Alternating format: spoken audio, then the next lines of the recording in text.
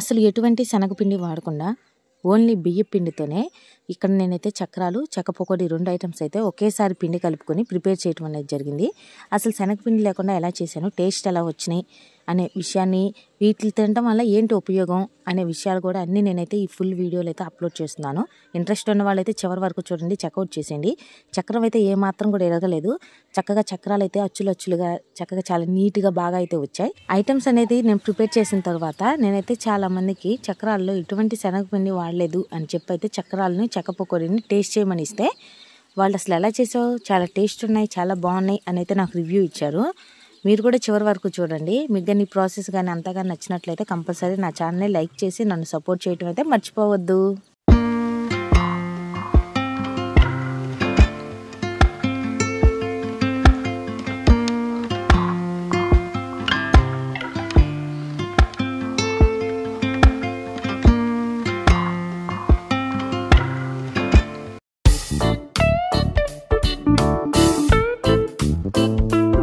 నేను ఇక్కడైతే చూపించట్లేదు, అందరికీ తెలుసు మనం బియ్యం పిండిని ఎలా ప్రిపేర్ చేసుకోవాలని. రేషన్ బియ్యం అవ్వచ్చు, లేకపోతే నార్మల్ బియ్యం నేను తీసుకుని 2 సార్లు కడిగి చక్కగా బాగా ఎండలో ఆరబెట్టుకున్న తర్వాత మిల్లు పట్టిస్తే అది మెత్తగా పొడి అవుతుంది కదా, ఆ పొడిని కూడా మనమైతే పూర్తిగా జల్లించేసేసుకోవాలి. ఎటువంటి చిన్నవి కానీ పార్టికల్స్ ఏమి లేకుండా నేనైతే ఇక్కడ జల్లిచ్చినటువంటి పిండిని, ఇదంతా బ్యాక్గ్రౌండ్ నేను ప్రిపేర్ చేసేసిన పిండిని అయితే నేను ఇక్కడ తీసుకున్న దానిలో మొత్తానికి సరిపడినటువంటి ఉప్పు, దాంతోపాటుగా కారంని వేసి యాడ్ చేసుకున్నాను. వాటితో పాటుకైతే నా ఛానల్ ఫాలో అయ్యే ప్రతి ఒక్కరికి అయితే తెలుస్తూ ఉంటుంది, నేను ప్రతి వంటకంలో అయితే నువ్వుల్ని యాడ్ చేస్తాను. అలానే ఈ చక్రాల పిండిలో కూడా కొద్దిగా వాము మరియు నువ్వుల్ని అయితే చక్కగా యాడ్ చేశాను. అవి 2 స్పూన్లు, నువ్వులు ఒక 3 స్పూన్లు అయితే యాడ్ చేసేసాను. యాడ్ చేసి అవి మొత్తం పిండిలో బాగా కలిపే విధంగా బాగా కలుపుకోవాలి. కలుపుకున్నటువంటి తర్వాత మనం ఇక్కడ శనగపిండి వాడట్లేదు కదా, చక్రాలు గుల్లగా చాలా సాఫ్ట్గా మంచి టేస్ట్ రావడం కోసం అయితే ఇక్కడ నేను పచ్చి వెన్ననైతే వాడుతున్నాను.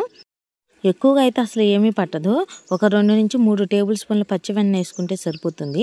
నేనైతే ఇక్కడ దాదాపు ఒక మాండి పిండికి అయితే మొత్తం కలుపుకుంటున్నాను కాబట్టి నా క్వాంటిటీ అయితే ఎక్కువగా ఉంది. నేను ఏది చేసినా వీడియోస్ కోసం అయితే చేయను, మా ఇంట్లో మేము ప్రిపేర్ చేసుకునేవి అయితే నేను వీడియోస్కి అప్లోడ్ చేస్తున్నాను.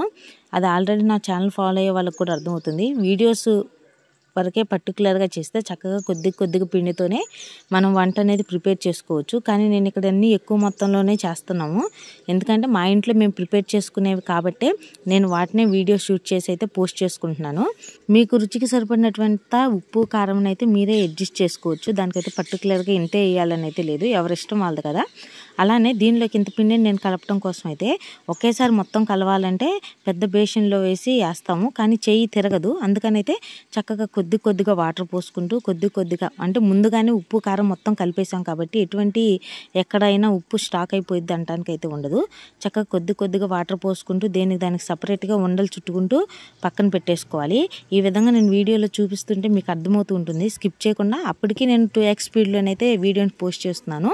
వాటర్ కొద్దిగా పోసుకుంటూ ఆ పిండి వరకాన్ని ముద్దగా అట్టుపెట్టి దాన్ని ఒక 1/2 అవర్ నాననిచ్చిన తర్వాత మరలా పిండి తీసుకుని ముద్దగా అయిన వాటిలన్నిటిని అయితే నేను చక్కగా ఒకే పెద్ద ముద్దగా వచ్చే విధంగా అయితే పూర్తిగా బాగా కలుపుకున్న తర్వాత పిండి పైన కొద్దిగా సాఫ్ట్గా రావడం కోసం కాసేపు మసాజ్ చేస్తే చాలు. చక్రాలు కూడా చాలా గుల్లగా, చాలా మంచిగా, చాలా టేస్ట్ వస్తాయి. దీనిలో అయితే నేను వాడిందల్లా బియ్య పిండి ఒకటేను. బియ్య పిండిని అయితే మనం చాలా రకాల స్నాక్స్ ఐటమ్స్లో అయితే మనం వాడతాము. అదే కాకుండా బియ్య పిండితో అయితే ఇన్స్టెంట్గా చాలా రకాల టిఫిన్స్ కూడా వేసుకోవచ్చు. ఈ బియ్య పిండితో అయితే ఫేస్ ప్యాక్స్ మరియు బ్యూటీ టిప్స్ కోసం, ఫేస్ పైన ట్యాన్ రిమూవ్ చేసుకోవడం కోసం రకరకాల ఇంగ్రీడియంట్స్ కలిపి కూడా ఫేస్ కూడా అయితే చాలా మంది వాడుతూ ఉంటారు కదా. బియ్య పిండిలో అయితే చక్కగా రైస్కి సంబంధించిన క్వాంటిటీస్ అనేవి ఉంటాయి.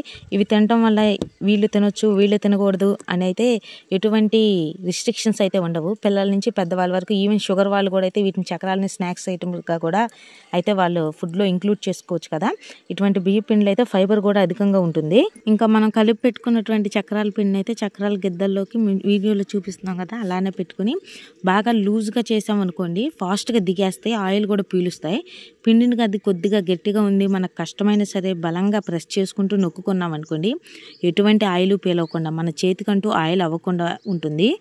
బయట కానీ మార్కెట్లో చాలా రకరకాల ఐటమ్స్ అవైలబుల్గా ఉంటాయి, కానీ మనం ఇంట్లో చేసుకుంటే ఆ తృప్తి కూడా చాలా వేరుగా ఉంటుంది, హెల్తీగా కూడా ఉంటాయి. బయట ఆయిల్ కాగిన నూనెతోనే ఎవరైనా సరే మ్యాక్సిమం వేస్తారు, వేరేనైతే నేను చెప్పను. కాబట్టి మ్యాక్సిమం అందరూ ఇంట్లోనే ప్రిపేర్ చేసుకోవడానికి ట్రై చేసుకోండి. చక్రాలు ఒకేసరికి అయితే నా చేతులు అయితే చాలా కష్టంగా ఎర్రగా అయిపోయినాయి. వీడియో అయితే స్కిప్ చేయకుండా చూస్తే మీకే అర్థమవుతుంది.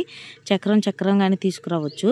పిండిని ఎప్పుడైతే మనం గట్టిగా ప్రెస్ చేయాలి, అప్పుడైతేనే మనకు చక్రం అయితే వస్తుంది. నేనైతే ఇక్కడ సన్న చక్రాల గిద్దలు తిరణాల్లో తీసుకున్నాను. అవి ఎలా వస్తున్నాయి ఏంటి అని అయితే పిండి అయితే కలుపుకుని చక్రాలు నొక్కటం అనేది జరిగింది. చక్రాల గిద్దలు అయితే చక్కగా బాగానే పడుతున్నాయి. పిండి పలచగా కలుపుకుంటే అయితే మన చేతులకి ఒత్తిడి లేకుండా చక్రం బాగా వస్తుంది, కానీ నూనె పీలుస్తుంది. ఇది ఒకటి గుర్తుపెట్టుకోవాలి. నేను ఇక్కడ తీసుకున్నటువంటి చక్రాల గిద్దలు చాలా పెద్దగా ఉన్నాయి కదా, కాబట్టి అయితే నాకు ఎక్కువ పిండి పట్టింది. చక్కగా ఎక్కువ పిండితో అయితే పెద్ద చక్రం అయితే ప్రెస్ చేసుకున్నాను. ఒక పక్క చేస్తుంటే మా పిల్లలు కూడా అయితే చక్కగా ఎంజాయ్ చేస్తూ బాగున్నాయి అని అయితే పిల్లలందరూ కూడా తినటం అయితే స్టార్ట్ చేశారు. మేమైతే తిన్నాము. ఇక్కడ చూడండి, చక్రాలు ఒకదాని మీద ఒకటి పెట్టి నేనైతే వీడియో తీశాను. చక్రం అయితే దేనికి ఒక్కదానికి కూడా అచ్చు అనేది విరగకుండా చాలా నీట్గా పర్ఫెక్ట్గా వచ్చింది.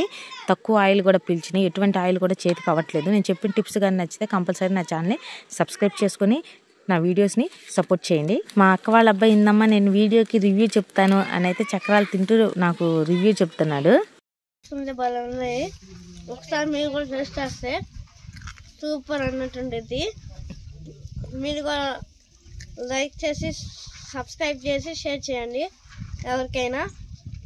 ఇంకా మీకు చక్రాలు ఉండడం రాకపోతే మా ఇందమ్మ యూట్యూబ్ ఛానల్లో చూసి నేర్చుకుని చేసుకోండి, తినండి, బాగున్నాయి అని మంచి టేస్ట్ ఉన్నాయి. చక్రాలే కాదు, ఏ పిండి వంట చేసినా అసలు పొయ్యి దగ్గర చేసేటప్పుడు అయితే కొద్దిగా వేడిని మన చెయ్యి అయితే తట్టుకోగలగాలి. చక్రాలు నొక్కేటప్పుడు అయితే మేము అసలు ఆవిరికి తట్టుకోలేకపోయాము. అయితే ఇంకా తర్వాత కొంత చక్రాలు అయితే మేము నొక్కేసాము. తర్వాత మా అమ్మని అడిగితే చెక్క పకోడీ దోస్తాను అయితే అమ్మ చెక్క పకోడీ చెక్కిది.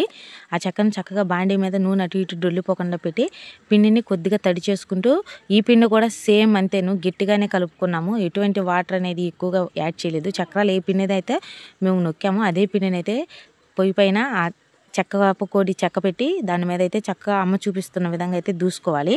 అలా దూసుకుంటే చాలు చెక్క పకోడీ అయితే రెడీ అయిపోతుంది. ఇవి కూడా అయితే చాలా టేస్ట్గా అయితే ఉన్నాయి. మీకు కానీ ఈ వీడియో నచ్చితే సబ్స్క్రైబ్ చేసుకోండి. ఏది పెట్టినా సరే మనకు కొద్దిగా కలర్ వచ్చి మంచిగా అది మొత్తం కాలే వరకు మనం అట్టి పెట్టుకోవాలి, లేకపోతే అయితే అంత టేస్ట్ ఉండవు. కానీ నేను ఇక్కడైతే సన్న చక్రాలు ప్రిపేర్ చేశాను కదా, అవైతే వేసిన వెంటనే అయితే తీసేసుకోవటానికి అయితే చాలా పాసిబుల్. అదే లావి అయితే కొద్దిగా లోపల పిండిగా ఉండకుండా ఎక్కువ కాలం నిల్వ ఉండవు. ఇలా మనం మొత్తం ఖాళీ ఎర్రగా అయ్యే వరకు అయితే అట్టి పెట్టుకున్నామంటే అవి అయితే చక్కగా ఎక్కువ కాలం కూడా నిల్వ ఉంటాయి, కరకరలాడుతూ ఉంటాయి. టేస్ట్ కూడా అయితే చాలా బాగుంటుంది. ఇక్కడైతే చెక్క పకోడీని పెట్టి మధ్యలో ఆవిరి సెక్కగాని పట్టనప్పుడు వెంటనే అది చన్నీళ్ళలో మనం చేయబెట్టుకుని మరలా వాటిని అయితే ప్రెస్ చేసుకోవటం వల్ల అయితే చెక్క పకోడీ వస్తుంది. చెక్క పకోడీ వచ్చిన వెంటనే అయితే మనం ఏదో ఒక గరిటె పెట్టుకుని వెంటనే ఇమీడియట్లీ కలుపుకోవాలి, లేకపోతే ఒకదానికొకటి అతుక్కుపోతాయి. అలా అతుక్కుపోకుండా ఇమీడియట్లీ ఒకదానినొకటి అంటుకోకుండా చక్కగా గరిటె పెట్టి అటు ఇటు కదుపుతూ ఉంటే దానికి సపరేట్ అయ్యి వస్తూ ఉంటాయి. ఇంతేను ఈ బ్లాక్ అయితేను. ఈ చెక్క పకోడీ చక్కగా కలర్ చేంజ్ అయిన తర్వాత మనం తీసేసుకోవటమేను. ఈ వీడియో నచ్చినా, నేను చెప్పిన కంటెంట్ నచ్చినా, నా వంటలు కానీ నచ్చినా కంపల్సరీ సబ్స్క్రైబ్ చేసుకుని నా ఛానల్ని సపోర్ట్ చేయండి. మరిన్ని వీడియోస్తో మీ ముందుకు వస్తాను. లేట్గా అయినా సరే కంపల్సరీ పోస్ట్ చేస్తాను.